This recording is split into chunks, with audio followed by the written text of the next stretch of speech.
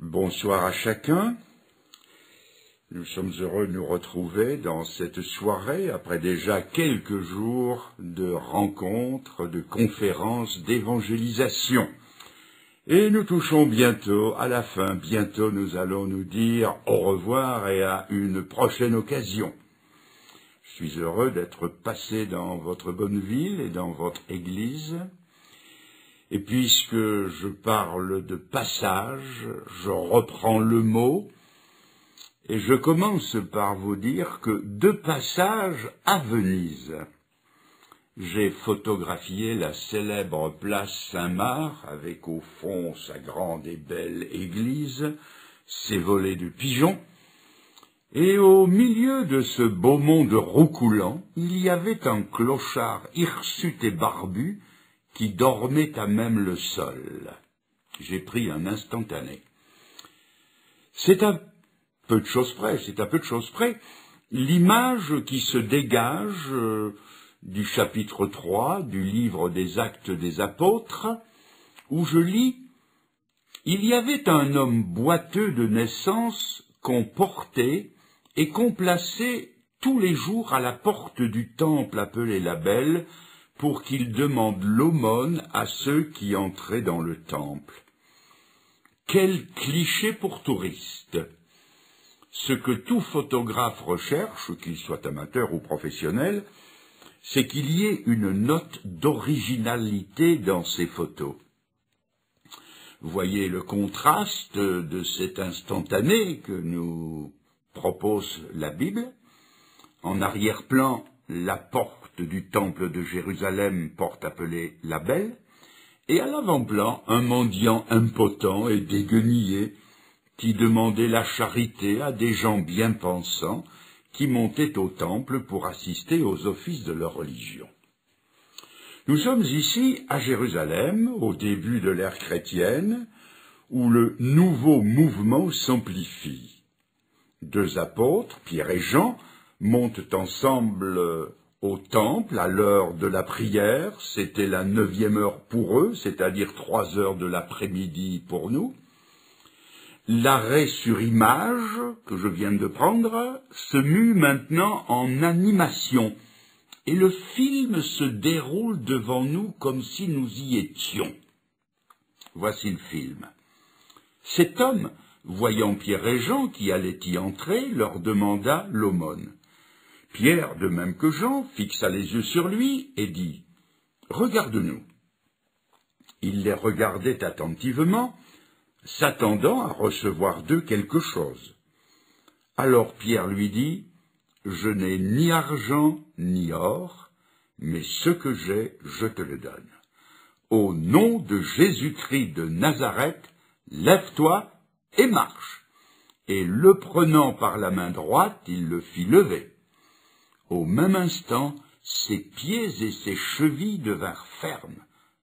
D'un saut, il fut debout, et il se mit à marcher. Il entra avec eux dans le temple, marchant, sautant et louant Dieu. Tout le monde le vit marchant et louant Dieu. Il reconnaissait que c'était celui qui était assis à la belle porte du temple pour demander l'aumône, et il fut rempli d'étonnement et de surprise au sujet de ce qui lui était arrivé. Comme il ne quittait pas Pierre et Jean, tout le peuple étonné accourut vers eux au portique dit de Salomon. Pierre, voyant cela, dit au peuple, « Hommes israélites, pourquoi vous étonnez-vous de cela? Pourquoi avez-vous les regards fixés sur nous, comme si c'était par notre propre puissance ou par notre piété que nous avons fait marcher cet homme? C'est par la foi au nom de Jésus que son nom a raffermi celui que vous voyez et connaissez. C'est la foi en lui qui a donné à cet homme cette entière guérison en présence de vous tous. Et maintenant, je sais que vous avez agi par ignorance ainsi que vos chefs. Repentez-vous donc et convertissez-vous pour que vos péchés soient effacés, afin que des temps de rafraîchissement viennent de la part du Seigneur. Je m'arrête là dans la lecture de ce texte. Si nous analysons ce texte, il saute aux yeux que dans la vie de cet homme, il y avait quelque chose qui ne marchait pas au propre et au figuré. Il y a des millions de gens, aujourd'hui, chez qui ça ne marche pas. Quelque part, en eux, il y a un mécanisme, un rouage qui ne tourne plus rond et ça ne marche plus. Et pourtant, ils ont tout pour que ça marche. Une belle maison, une deuxième résidence, une voiture avec changement de vitesse au plancher, une garde-robe qu'ils renouvellent tous les ans, une bonne santé, un chien avec un pédigré, un poney dans la prairie et une belle-mère au cimetière. Et malgré tout cela, ça ne marche pas. On serait presque en droit de se demander si ce n'est pas un peu à cause de tout cela que ça ne marche pas, et que s'ils en avaient un peu moins, ça irait peut-être un peu mieux. Toujours est-il que chez cet homme, c'était évident, ça ne marchait pas, et l'on en connaissait la cause. Tandis que chez la plupart de nos concitoyens, nous qui vivons pourtant dans l'un des 10 pays les plus riches du monde, ça ne marche pas non plus et on ne sait pas pourquoi. Et cela provoquait dans la vie de cet homme 4 résultats négatifs qui se retrouvent peut-être chez quelques-uns de mes auditeurs ce soir. Le premier résultat, lorsque cet homme est seul, il se traîne. Quelqu'un, ce soir, se dit peut-être, eh bien ça c'est moi, je me traîne. Quand je suis en société, ça marche du tonnerre. Quand je suis entouré par les amis, je tourne au supercarburant. L'ambiance me porte, la présence des amis me soutient, mais quand les lampions de la fête s'éteignent, moi aussi je m'éteins. Quand je me retrouve tout seul, je traîne mon ennui comme un forçat traîne son boulet. Le deuxième résultat, il était obligé de se faire porter par les autres, incapable de subvenir à ses propres besoins. Tout ce qu'il pouvait donner aux autres, c'était l'occasion de faire une BA, une bonne action. Il était une charge pour lui-même et pour la société. En fait, il était une valeur négative dans la société. Je crois que c'est là l'une des plus grandes souffrances de ce monde, se sentir inutile, à charge des autres. Quel terrible sentiment de frustration que de devoir dépendre des autres pour être heureux, et de ne pas trouver en soi ce qui suffit à son bonheur. Comme beaucoup aujourd'hui, il en est là. Il se traîne, et il doit se faire porter par les autres. Le troisième résultat, c'est que ne pouvant pas donner aux autres, ne pouvant pas leur apporter quelque chose, sa vie tout entière tourne autour de ce qu'il va recevoir. Prendre est son but, recevoir est sa vie. Cet homme épie que les caisses de l'État, parce que l'État encaisse, d'un côté, puis il redistribue. Tandis que lui ne fait que recevoir sans qu'il y ait de compensation. Il y a des millions de gens dans ce cas. Ils tirent tout de leurs parents, de leurs amis, de la société, et ils ont tellement pris l'habitude de recevoir que l'idée même de resservir leur est étrangère et impossible. Ils ne se mettent en frais ni d'un sourire, ni d'un service, ni d'une parole aimable, ni d'une privation, ni d'un sacrifice, ni d'une politesse. Seule leur commodité personnelle les intéresse. Leur vie est non seulement à sens unique, mais elle est aussi en cul-de-sac. Ce qui entre n'en sort plus. Autrement dit, la pire chose qui puisse arriver à un homme leur est arrivée. Au tableau de leur vie, il est marqué « Voie sans issue ». Voilà pourquoi il y a tant de gens malheureux. Ils ne voient aucune issue à leur vie, sinon le croque-mort. Leur seule porte de sortie, c'est le cimetière. Et il faut bien admettre que ce n'est pas folichon. Il est maintenant aussi intéressant de voir où cet homme mendie. Il mendie à la porte du temple de Jérusalem. Autrement dit, c'est vers les pratiquants de la religion qu'il tend la main. C'est à la religion qu'il va demander secours. Remarquez que la religion n'est pas une mauvaise chose en soi. Après tout, il aurait pu plus mal choisir.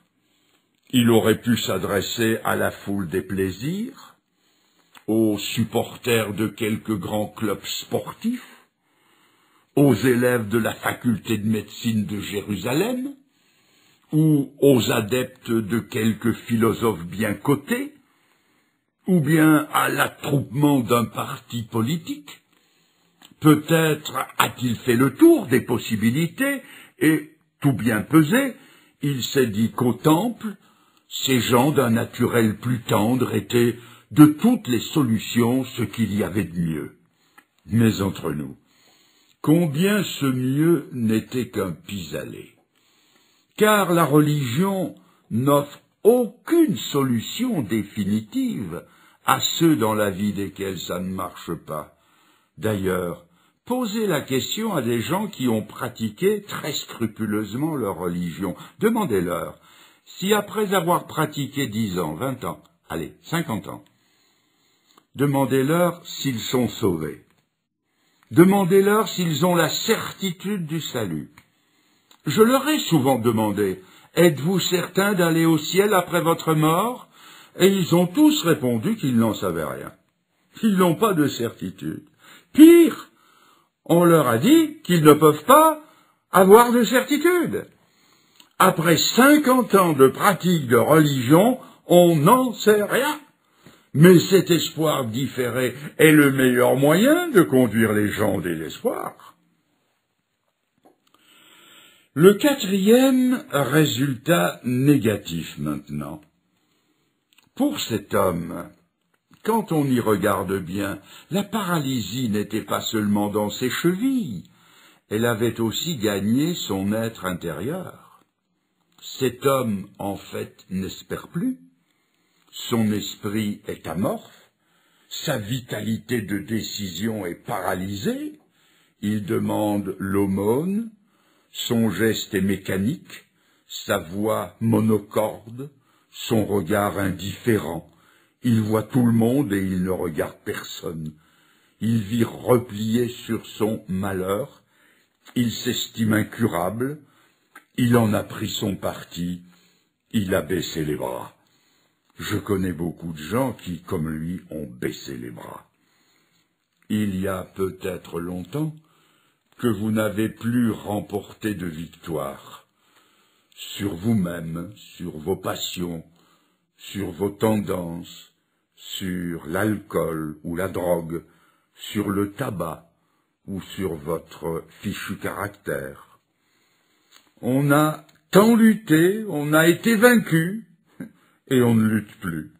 Cet homme non plus ne lutte plus. Il ne croit plus à la délivrance. Et la preuve, c'est qu'il est à la porte du temple. Y entrer, c'est bon pour les autres. Lui, il a perdu confiance. Et en mendiant, il ne s'attend pas à ce qui est primordial. Il espère en une solution qui n'est pas définitive. Il se contente, comme je l'ai dit, d'un pis-aller parce qu'il ne connaît rien d'autre. Il croit en un petit salut momentané, quelques pièces d'argent qui vont lui permettre de vivre une journée de plus, et rien de plus, alors que Dieu a pour lui et pour nous. Il a non pas un petit salut, mais un grand salut, un salut infini, éternel, qui englobera tous les autres. Et il est là, réduit à mendier à la religion et au monde, un petit peu de bonheur, un petit peu de survie, alors que les richesses du ciel sont à sa portée. Ces 4 choses nous prouvent qu'il y a chez l'homme quelque chose qui ne marche pas. Mais pour lui, comme pour nous, cela remonte très loin, cela remonte à sa naissance, puisque nous avons lu qu'il était boiteux de naissance. La Bible dit que c'est à la naissance que nous avons été ratés. Contrairement à Jean-Jacques Rousseau, qui affirme que l'homme naît bon et que c'est la société qui le corrompt, la Bible nous enseigne que notre première naissance physique a été un échec. C'est pourquoi dans l'évangile de Jean au chapitre 3, Jésus a parlé à Nicodème de la nécessité d'une deuxième naissance. Si un homme ne naît de nouveau, il ne peut voir ni entrer dans le royaume de Dieu. C'est la renaissance spirituelle. Il est vrai que nous naissons tous avec à l'intérieur une paralysie quelconque. Nous avons tous fait cette expérience rapportée dans l'Épître aux Romains par l'apôtre Paul. Je ne fais pas le bien que je veux, et parfois, je fais le mal que je ne veux pas. Nous sommes tous paralysés dans nos élans généreux, nos bons sentiments, nos besoins de pureté, notre besoin de justice. Il y a comme une paralysie qui nous freine dans notre amour pour le prochain et pour Dieu. Ça ne marche pas comme nous voudrions. Oh, bien sûr, dans notre esprit, ça pétille, ça sautille. Il y a même un chant des jeunes qui dit « Quand on est jeune, on chante et l'on rit, on rêve de grands exploits. On croit qu'on va changer le monde. » Mais en pratique, ça se traîne. Cette force paralysante qui se fait sentir à tous les niveaux de l'expérience humaine, seule la Bible ose l'appeler par son nom. Elle l'appelle d'un mot qui est omniprésent quasiment dans toutes les pages de la Bible, c'est le péché. Cette force paralysante que nous portons tous au tréfonds de nous, c'est la cause première de nos échecs. Il n'y a pas un mal qui se fasse sous le ciel qui ne soit dû au péché. Le péché est la cause de tous nos malheurs, de tous nos ennuis, de toutes nos misères, de toutes nos souffrances. Et la chose inouïe est que l'homme s'attache à son péché, il le chérit, il l'entretient, il va jusqu'à le justifier et trouver de bonnes raisons pour le commettre. Maintenant que le péché s'attache à nous, ce n'est pas un mystère. Et Dieu ne nous en fait pas grief. Il ne nous fait pas grief d'être nés pécheurs. Il ne nous fait même pas grief d'avoir commis le péché, mais que nous aimions le péché plus que la délivrance, que nous lui offrions un asile dans notre sein, et que nous refusions de nous en séparer, là, c'est une situation dramatique qui ne peut trouver son épilogue que dans la perdition. La Bible nous offre deux possibilités. Nous en séparer en acceptant d'en être délivrés par Jésus-Christ, par le moyen de la repentance et de la foi, ou bien périr avec le péché. Il paraît qu'à la fin du siècle dernier, pendant la ruée vers l'or au Klondike, un Européen avait trouvé un filon et, fortune faite, il était rentré au pays avec de la poudre d'or. Hélas, le bateau qu'il avait pris a coulé, et avant qu'il ne coule, il s'est précipité vers son or, il s'en est rempli les poches, il s'en est mis partout, il a sauté à l'eau, et il a coulé comme un sac de plomb. Le bateau de votre vie va sombrer un jour, et votre âme ne surnagera pas au jugement si elle est alourdie par le poids du péché que Dieu vous a montré et dont vous n'aurez pas voulu vous séparer. C'est solennel. Voyons maintenant la suite des événements qui vont conduire cet homme à la délivrance. Pierre et Jean montent au temple à l'heure de la prière et, d'un coup d'œil, ils mesurent l'étendue de sa détresse et ils ont pitié de lui. Ils aiment cet homme car la caractéristique fondamentale du christianisme, c'est l'amour. Pierre prend l'initiative et dit à cet homme « Regarde-nous ». il éveille son attention, et il en est de même pour le salut que Dieu veut nous donner. Le salut commence par l'éveil de notre attention, c'est-à-dire par la prise de conscience de l'état de perdition dans lequel nous sommes. Dans le salut, même si c'est un salut gratuit, la volonté de l'homme doit entrer en action. Or, cet homme est en état d'hibernation mentale. Ses sens ne sont plus en éveil, et en réclamant son attention, Pierre le tire de sa torpeur. Dieu, lui aussi, en cet instant, sollicite votre attention, au travers de la prédication, des citations de la parole. Dieu vous dit, écoute bien, j'ai quelque chose à te dire, fixe ton attention sur la seule chose que je vais te dire, et ce sera ton salut. Pierre donc lui dit, regarde-nous. Cet homme, interpellé de la sorte, s'éveille et regarde avec attention. Mais la phrase qui suit va le décevoir immensément. Pierre dit, je n'ai ni argent ni or. Le message ne répond pas à son attente. Il sonne à ses oreilles comme une sinistre plaisanterie. L'Évangile fait pareil.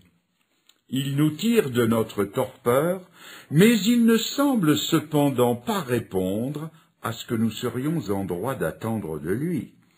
Il semblerait que l'Évangile soit à côté de la plaque. Il est vrai que souvent, à la première audition de l'Évangile, les gens sont déçus, voire furibonds, car il a l'air de mépriser nos préoccupations matérielles. Il ne s'occupe ni de la feuille de paie, ni du chômage, ni des fins de mois difficiles, ni des santé déficientes. C'est vrai, dans un sens, c'est vrai, mais dans un sens seulement, car l'Évangile tel qu'il est présenté dans la Bible vise des valeurs plus grandes, des valeurs souvent invisibles, la Bible le dit.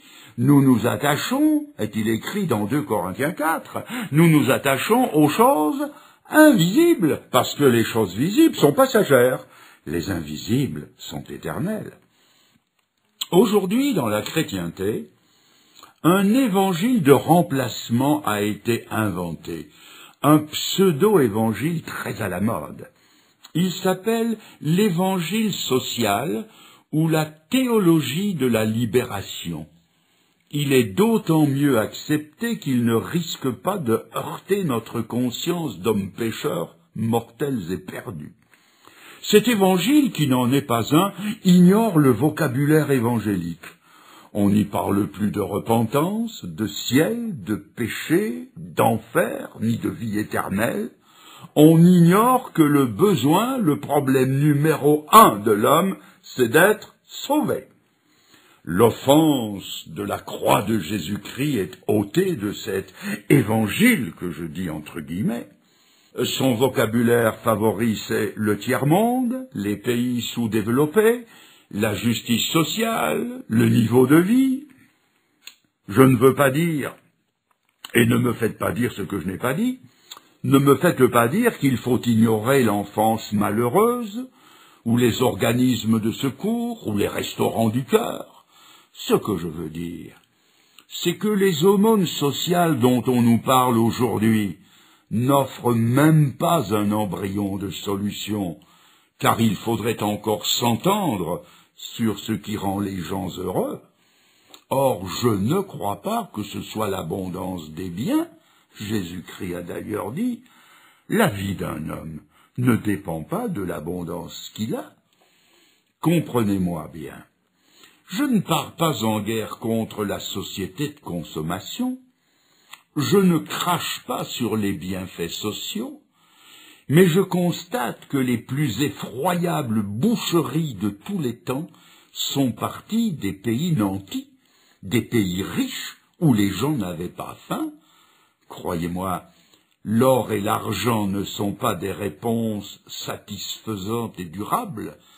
D'ailleurs, les grands tribuns de la pensée socialiste de la fin du siècle passé Ont-ils entrevu que leurs idées sociales les plus osées seraient dépassées?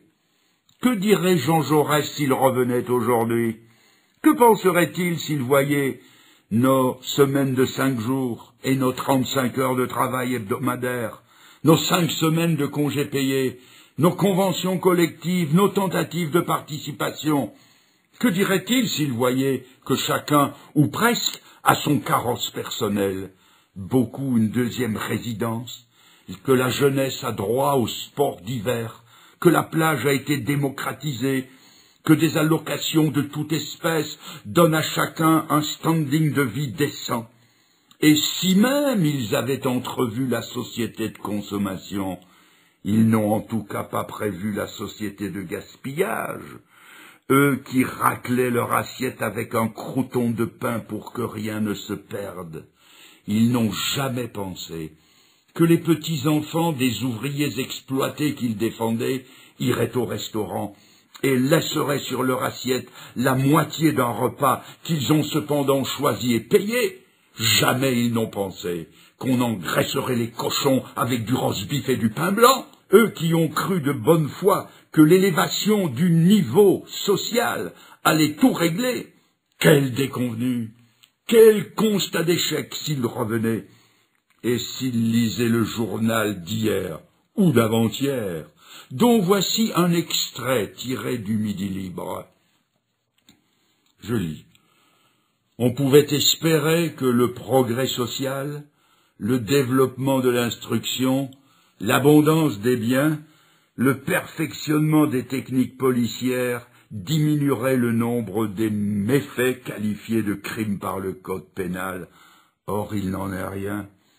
Ils ont doublé de 1980 à 1990, et ils ont triplé en nombre entre 1990 et 2000, et l'on prévoit que leur nombre continuera de s'accentuer dans les prochaines années. Et ce sont ces solutions-là que nous exportons. C'est là le nouveau salut qu'il faut prêcher au monde. Comme je comprends l'apôtre Pierre, je n'ai ni argent ni or. Mais, direz-vous, oui, c'est une phrase qu'il a lancée comme ça, dans une occasion spontanée, d'une façon épidermique. Mais l'a-t-il redite, cette phrase? Il l'a redite un jour, qu'il était en pleine réflexion, à écrire une lettre que nous possédons encore aujourd'hui. Je vous la lis, dans la première lettre de Pierre au chapitre 1. Nous avons été rachetés, non pas avec des choses périssables comme de l'argent et de l'or, mais avec le précieux sang de Jésus-Christ, l'agneau sans défaut et sans tache, c'est-à-dire racheté par le don, le sacrifice de la vie de celui qui nous a remplacés dans la mort pour que nous ayons la vie. C'est bien là ce qu'ils ont voulu dire. En son nom. Cela est répété 3 fois en son nom. Savez-vous pourquoi le nom de Jésus a fait la différence et peut encore faire la différence dans votre vie? Parce que le nom de Jésus n'est pas comme le nom de Marx, Bouddha, Mahomet, Sigmund Freud ou Jean-Paul Sartre. Eux ne sont que des hommes. Lui, il est le Fils de Dieu. Eux, ils sont morts. Tandis que lui, il est vivant.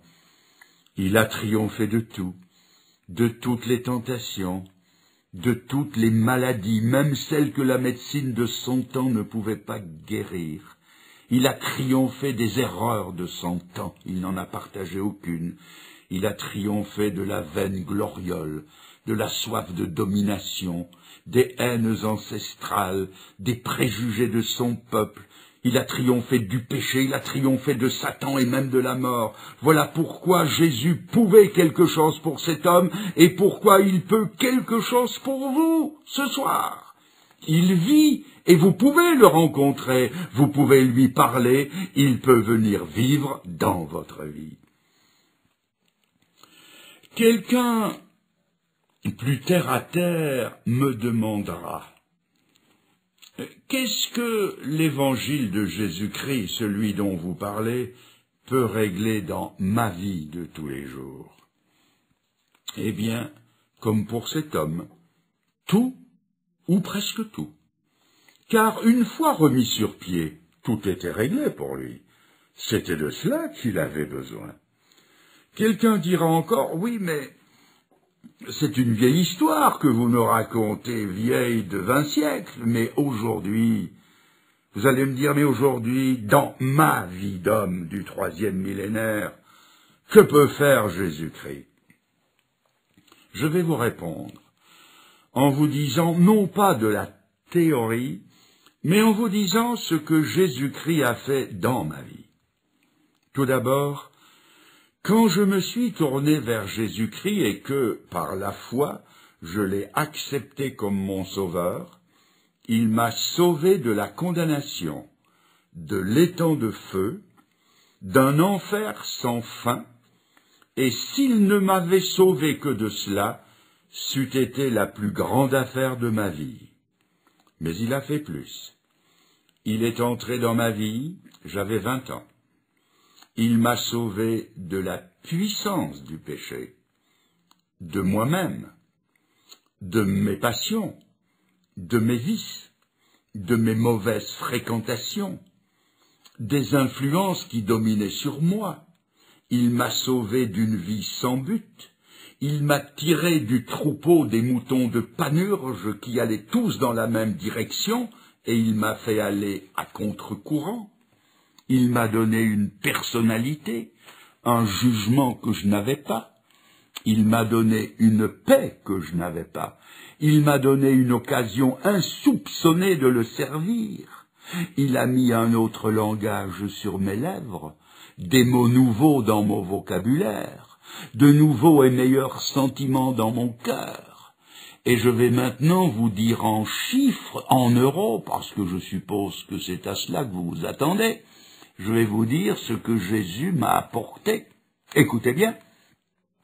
En m'arrachant à la mondanité, à la vanité, au tabac, à l'alcool, et en me donnant le goût des choses humbles, Jésus-Christ m'a donné une avance salariale de plus de 20% par rapport à ceux qui n'ont pas fait la même expérience. Et même si je donne la dîme de mes revenus, il me reste encore 10% d'avance sur ce qu'en jargon technique on appelle le prochain réajustement des salaires. Voici les 3 choses que Jésus m'a apportées. Quelqu'un va dire, ah, grand bien vous fasse, je vous envie, mais moi je n'ai pas assez de foi pour être sauvé. Admettez que vous avez au moins autant de foi que cet homme dont nous parlons. On ne peut pas dire qu'il avait beaucoup de foi, si tant est qu'il en avait. Il s'attendait bien à recevoir quelque chose, mais pas de cette nature. Et si lui a reçu plus qu'il demandait, pourquoi pas vous? Je me rappellerai toujours de cette dame qui m'a raconté sa conversion. C'était en Alsace, l'épicière du village. Elle était venue à l'une de mes conférences sur l'insistance d'une cliente qui l'avait invitée. Elle m'a raconté qu'elle n'avait pas envie de venir, mais l'autre insistait et insistait encore, et comme le client est roi, elle a fini par céder. Elle a dit « pour avoir la paix ». Et elle a dit « et je l'ai eu, la paix, mais pas comme je pensais ». Elle s'est convertie ce soir-là, et sa vie a été transformée. Elle est devenue une personne heureuse qui témoigne autour d'elle du salut qu'elle a reçu. Voyez-vous, mes amis, personne n'a une grande foi quand il se tourne vers le Seigneur. Mais si notre foi est petite, le Sauveur est grand. C'est une petite foi en un grand Sauveur. Le salut n'est pas à notre mesure, mais à sa mesure, à lui. C'est un salut complet, total, un salut éternel. Et comme cet homme a bénéficié de l'intervention de Dieu dans sa vie, Dieu peut aussi intervenir dans la vôtre à ce moment même. N'attendez pas la fin de notre rencontre. Élevez votre cœur simplement vers le Seigneur, maintenant, à cette seconde, et dites-lui, c'est de toi, Seigneur, que j'ai besoin, de ton pardon, de ta grâce, de ta vie. Faites-le maintenant. La suite va démontrer ce qui s'est passé dans le cœur de cet homme. Nous avons vu que la paralysie avait produit chez lui 4 résultats négatifs. L'irruption de l'Évangile dans sa vie va produire 4 résultats inverses. Il vaut la peine de les voir brièvement. Le premier, je lis, il entra dans le temple, louant le Seigneur. Il loue. Mais il loue qui? Pierre et Jean? Non. Pierre et Jean ne sont que les instruments de Dieu. Il loue le Seigneur. C'est de lui que tout vient, et c'est à lui que tout doit revenir. Non seulement il loue le Seigneur pour la grâce qui lui a été faite, mais il le loue pour ses 2 pieds. Ah, il les a assez maudits, ces 2 pieds. Mais maintenant il est heureux de les avoir. Ce qui lui a causé le plus de souffrance lui cause désormais le plus de joie. Et quelle leçon pour les autres! Il leur ouvre les yeux sur la valeur de 2 pieds. Avez-vous jamais remercié Dieu pour vos 2 pieds? Je ne l'avais jamais fait avant d'avoir lu ce texte, et c'est cet homme qui m'a appris à le faire. Et d'autres sont rentrés en eux-mêmes quand ils ont vu cet homme bénir Dieu pour ses pieds, et ils ont commencé à compter les bienfaits de Dieu, comme le dit le cantique, compte les bienfaits de Dieu. 2 pieds, 2 mains, 2 yeux, 2 oreilles, un cerveau qui fonctionne. Le dernier venu dans le monde de la grâce leur montre de nouveaux chemins de louange et leur enseigne de nouvelles possibilités d'adoration. Combien de gens et de jeunes n'ont jamais loué le Seigneur pour une mère et un père chrétiens, pour être nés dans un foyer où l'on prie. Jamais ils n'ont remercié Dieu d'avoir été gardés d'influences néfastes ou d'expériences négatives. Mais lui, il le fait avec une fraîcheur et une simplicité qui vous vont droit au cœur. Seigneur, merci pour mes 2 pieds. C'est le premier résultat. Voici le deuxième. Non seulement on le trouve louant, mais aussi sautant. Ça fait un peu sourire, car il donne à sa façon de marcher une extravagance bien excusable. Avez-vous déjà vu ces veaux nés en fin d'année et qui passent l'hiver dans l'étable? Les avez-vous vus quand on les sort pour la première fois? Ils deviennent fous, ivres de lumière et d'espace. Quand on les lâche, ils sautent, ils font des rigodons dans tous les sens. Ils sont heureux à en être dangereux. Eh bien lui, il est comme ça. Il a des pieds, il s'en sert, il saute. Oh, à n'en pas douter, il s'est trouvé là des esprits timorés qui ont fait la remarque. Regardez, il ne marche pas comme tout le monde. Mais avant non plus, il ne marchait pas comme tout le monde. Mais on trouvait ça normal. Et si vous vous convertissez, on dira la même chose de vous. Il n'est plus le même. Il est fou.